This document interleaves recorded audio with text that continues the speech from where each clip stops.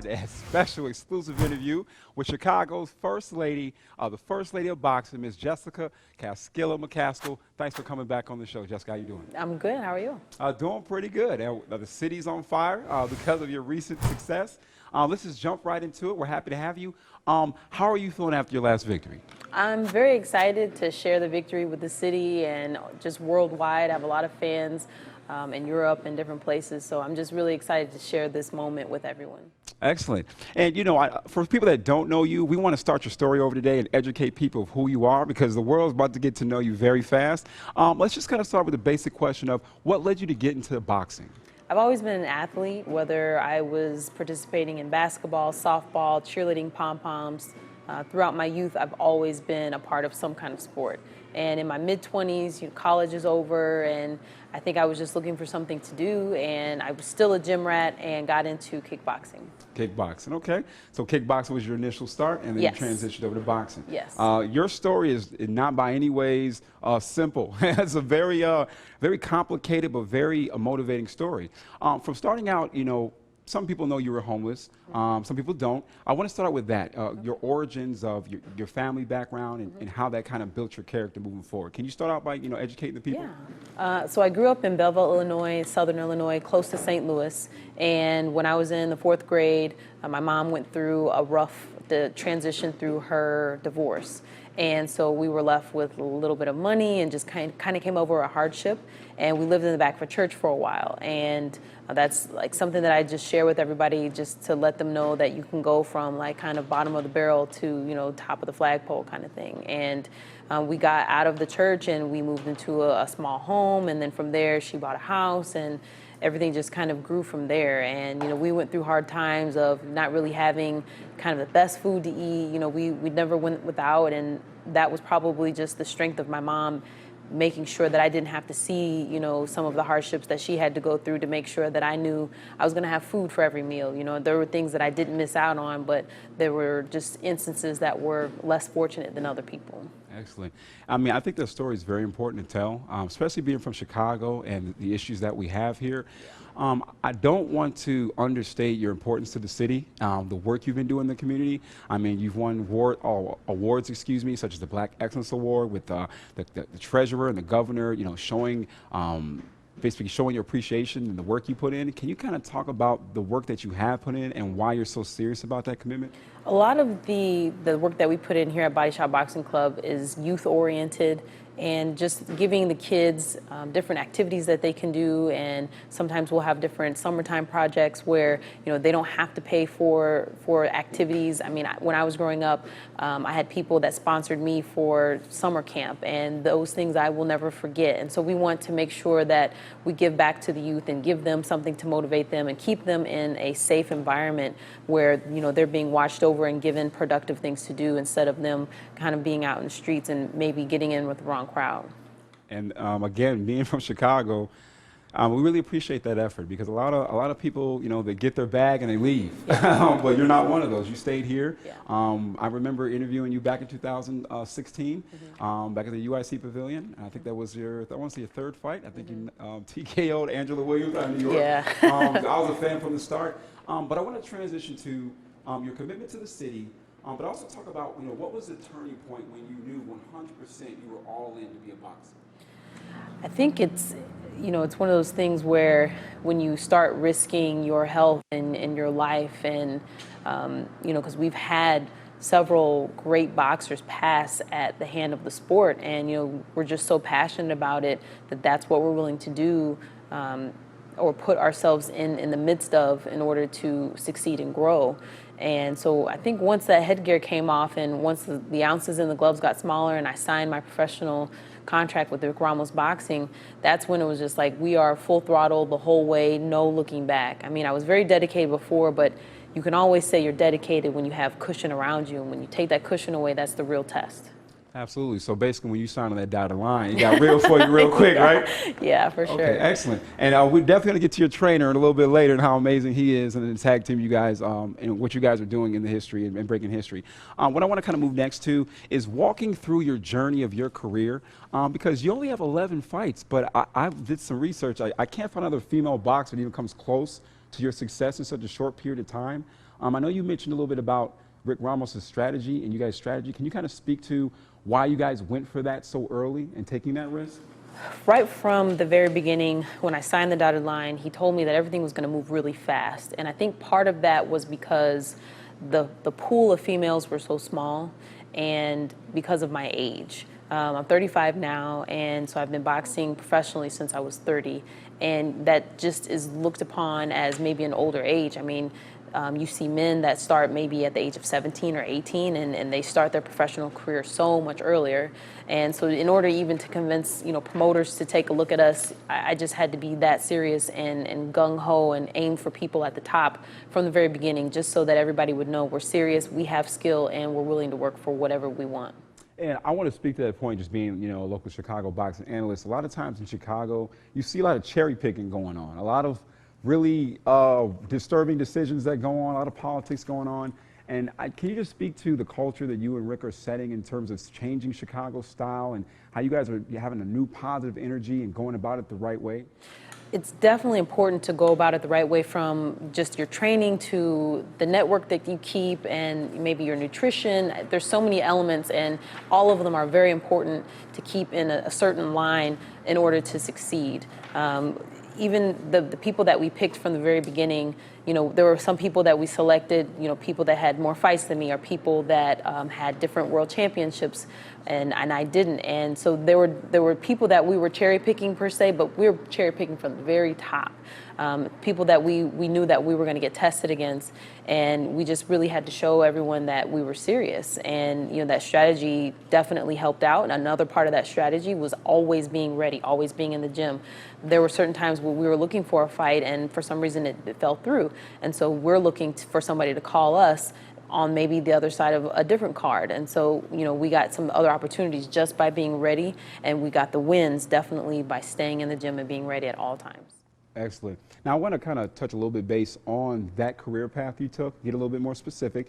Like I said, I first saw you when you TK'd Miss Williams. And then after that, what kind of surprised me is that you didn't shy away from, you didn't start fighting people with losing records, as you said. I mean, you look at, Carla Torres at 5-3, look at Brenda Gonzalez at 4-1, Natalie Brown sitting there at 6-2 at the time.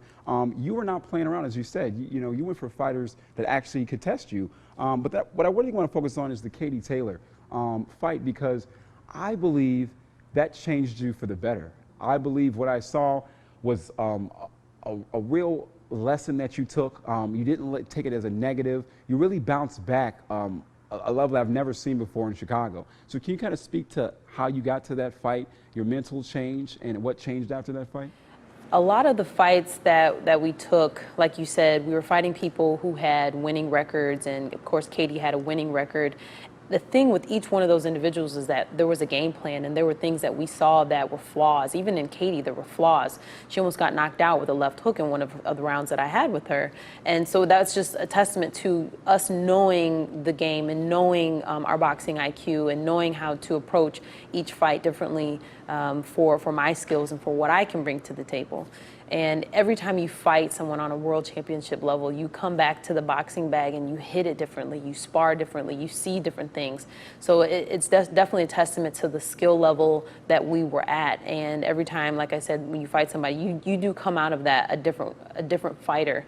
I definitely think I was a lot wiser after that fight. I had been exposed to more things, going over to London to fight and seeing how my team worked together while we were away from the things that we knew, which was Chicago. So I think all the way around, everything grows for the better when you stretch yourself out and you really test yourself and test your team and put yourself in a new element. You can't be afraid to step out of the box.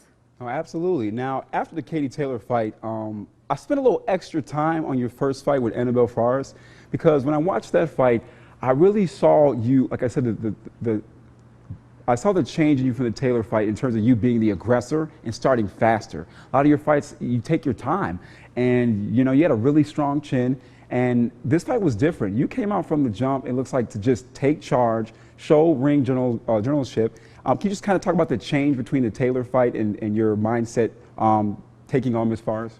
The Taylor fight, that was probably one of the most aggressive fights that I had, especially at that time. And we just really came to shake things up, just be a lot rougher. We didn't want to play by all the rules per se, and we just really wanted to make sure that we didn't make it easy for Katie.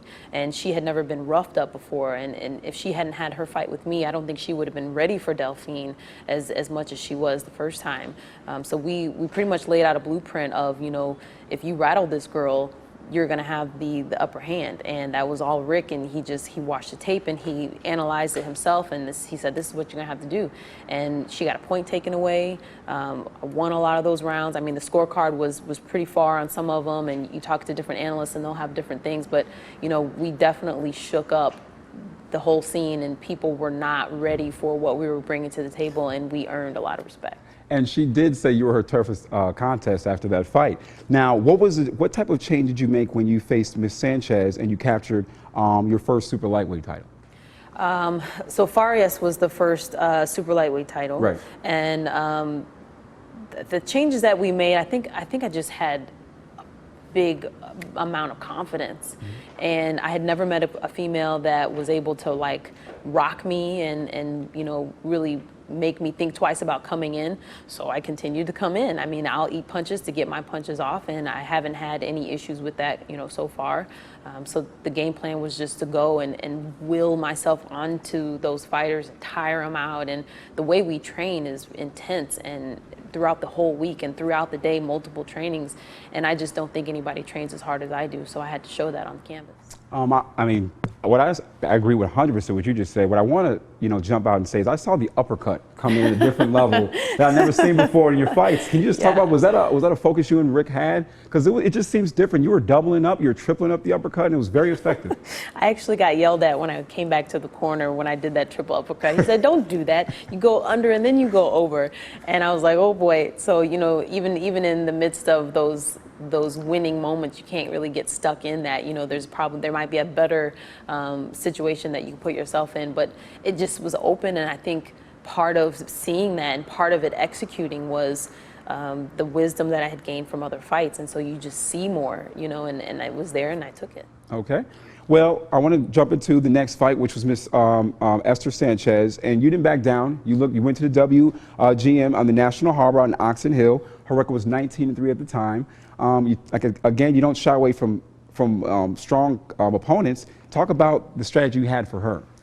We definitely had a strategy, and some of that went awry after, us walking out. Eddie Hearn came to the locker room and he said, you guys are going to unify the division right before we go out. So, whatever levels I had, equaled myself out to, they shot through the roof, and we're hype, and it takes a whole different situation to calm that down. And so I went into the fight kind of outside of the game plan that we originally had, and I just kind of went for it. My chin was up, I took more punches than I should have, but mentally I was thinking, I beat one Argentinian, and I felt like if I could do that, I can do it again. And so we just battled it out, and that was the fight that I won round of the year on for the last round, because a lot of times, like with the cherry picking and fighting a certain way, you'll see guys just kind of like coast it out for the last couple of rounds, and we battled to the very end, and it was probably one of the most exciting rounds. And that's where you captured the WBA title at that fight, correct? Yes. Okay, I want to move on. Now, what was also impressive to me, a lot of fighters, period, in the industry, when it's a close fight, a lot of fighters don't give that rematch, or if there's any controversy, it was a tough one. You gave her a rematch right back pretty quick. Can you kind of speak to that decision? The rematch was part of the original contract, I believe, and she got injured, and so we thought we weren't going to rematch at all. We thought she was out of the game, and she came back and I guess got healed from whatever situation she was in. I think it was like she was working out and hurt something, and she wanted the rematch, and we wanted to stay busy, and that would have been 2 fights for that year, and so we thought it was going to be here in Chicago, and why not run it back? It could be very good for the fans just to see more action from us, and also for us to be on a show in Chicago. Excellent. And obviously we get to the major fight that's changing your life, that's changing Chicago, versus Miss Cecilia Braekus, or Braekus, some people like to switch it up a little bit. But just talk about, I look at the records, 26-2, 19-3. She was 26-3 at the time. 36-0. An undefeated fighter with almost 40 fights. You weren't scared. You went for the big gusto. No joke. I mean, sitting there down there in Tulsa, Oklahoma, a city that if you're not a real boxing fan, you don't see too many fights in Tulsa on main TV. Speak to, that dynamic of Tulsa. I know you spoke to the fans are great there, and just your mindset of coming after a future Hall of Famer. I feel like it doesn't matter who you put in front of me, I'm going to go after them with just the utmost a vengeance of my life. Names don't bother me, records don't bother me. I've always been the underdog in every fight that I've had, and my focus is never on the other person, and that's probably where people mess up. They're worried about, how much do they weigh, or what they look like in training, or how fast are they hitting the mitts. I don't care. It's about what I look like in training and how my body feels and what levels we're escalating to. And as long as I focus on myself and as long as I know that I'm training the hardest that I can and that I'm in the best shape of my life, that's all I have to worry about. Okay. In that fight, was there a moment where you're like, I got this? Was it everything that you expected in terms of preparation? As far as myself, I felt great. I felt like I came right out of the gate. The first minute of the first round, I wanted to feel her out. I wanted to see what their game plan was, because it was either going to be jab and move or it was going to be come forward. And about halfway through, I'm circling to my right and I realized she's following me and I'm thinking she's coming forward. So I went right back forward, right at her. So right from the first round all the way to the very end, I was jet 100% all the way. And I had never, like you said, I started a little late. I'm more of a fourth round, fifth round kind of kick it up person. So I was really impressed with how my body was able to react to that. I was very happy. But as far as expecting, I thought she was going to jab more and I thought she was going to be a little bit more elusive. And I think the wrong game plan is to come right at me. I mean, we're prepared for an opponent that wants to move, but I felt like she just kind of handed it. I couldn't agree more. Watching you, over your career, you've always walked fighters down very, very comfortably. You don't see that in a lot of women fighters. You're not scared to use your strength. Your overhand right is devastating. Everyone's always watching out for that. It seems like Rick's got you setting it up a lot better as your career has progressed. ESPN has obviously taken notice of that victory. I mean, you moved up as the pound-for-pound number 4 on the women's list. Just talk about that success. I'm very happy to be able to be on the pound-for-pound list, and we want to keep climbing. 4 is not good enough, and we're just going to do everything that we can to push forward and get to the top. Absolutely. Now I want to kind of switch gears like I like to do in interviews. Now you got a birthday coming up, right? I believe you got a birthday, right? Yes. Any plans to celebrate? Because this should be a pretty big celebration, and if you invite Chicago, you may have to limit the numbers. Yeah, the numbers are limited. We're still on quarantine. You got to be very safe, very careful out here. So I don't really pop bottles and make it rain anymore, but it's really about just keeping my family around me and keeping the gym people around me really close. We have a really close-knit team, and I just love to celebrate with them. This is Jessica McCaskill, undisputed welterweight champion of the world, and you're tuned in with Fight League Boxing.